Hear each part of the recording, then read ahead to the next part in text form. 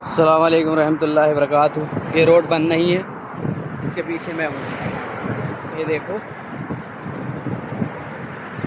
माशाल्लाह, अभी road cross करना है यार, बड़ी जहाँ लगी।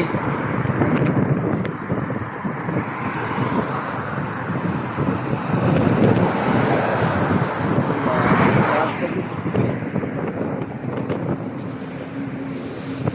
बहुत हवा चल रही है यार।